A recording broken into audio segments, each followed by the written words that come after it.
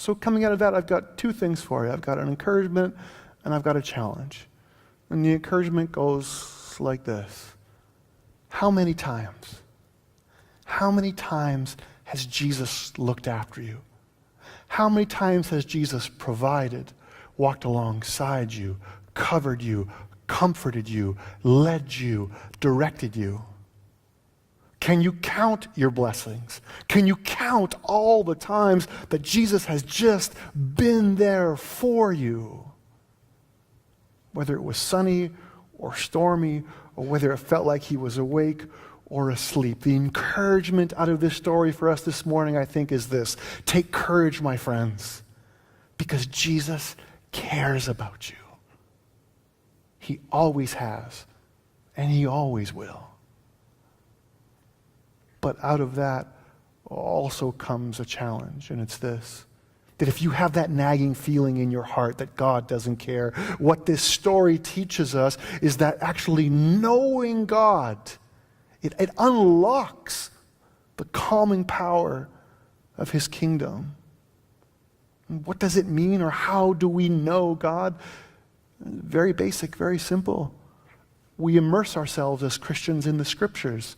That's the best way. That's the first way. Because there's stories, and there's teachings, and there's poems, and there's history. This is how God has interacted with his creation. And sometimes it could be said that you don't read the Bible actually reads you. It just calls you on your stuff and knows who you are. This is where we start. In prayer, we know God. That's being fully present to God, shutting everything out, having these quiet times of reflection where everything else stops, where things get quiet, where we rest and we allow our minds and hearts to focus on what God is saying, paying attention to the Spirit's leading. But beyond that, being like God isn't just taking in all these good resources, Christian teachings, Christian people, Christian music. No, that energy has to be expended. We have to be active in our faith. We have to be like him. We have to be about our Father's business. And as we practice our faith, that's how we get to know God better. We apprentice to be like him. So then the answer to the question, God, do you even care? From this story seems to be, do you even know me?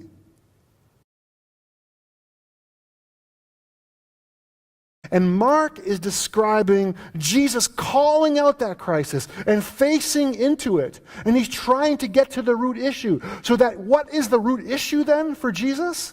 What is the problem here? Is it really the demon possession? Is it really the pigs and the economy that's being lost? The people who care more about money than people? Is that the issue? Or if we get to the root of it, what is it? Well, I think it's this. I think what Jesus is rooting out is the destruction of God's favorite creation. And that's people. It's us.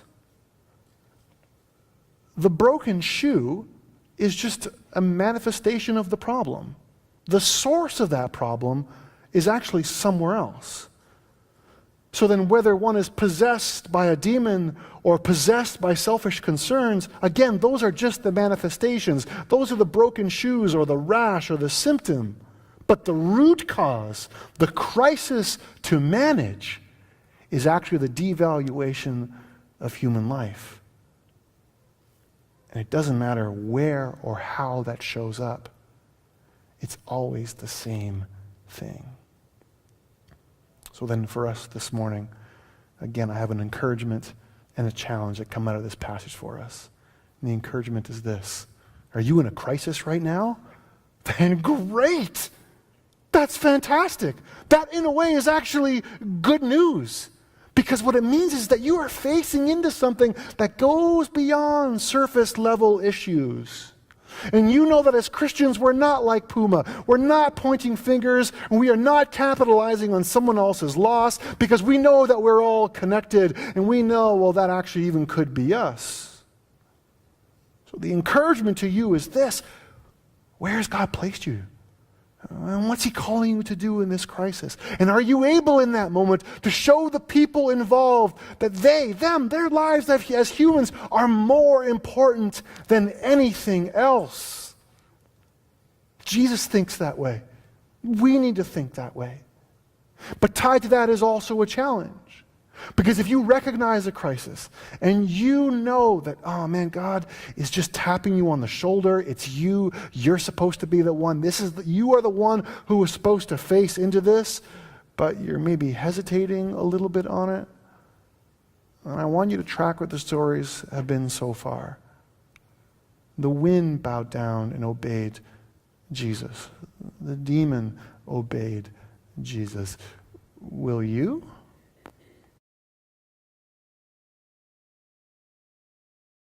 But notice how Jesus makes a priority of the interruption, and he is unconcerned by the delay.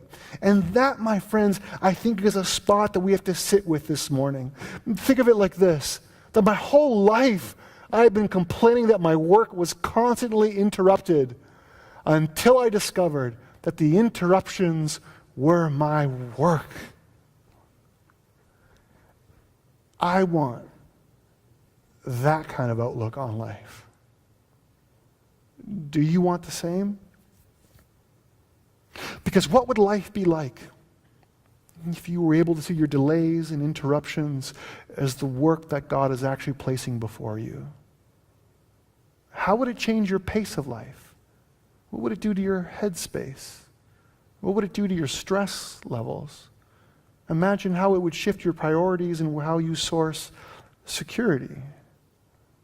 And I'm sure the father in this earlier story had all of that going on. He had to have had, because after all, his daughter had fallen asleep, which is a euphemism for death, and she dies in the middle of an interruption. But you know what the cool part is? That in the scriptures, this term sleep is used for people who die, not only that, but for one who believes in the resurrection.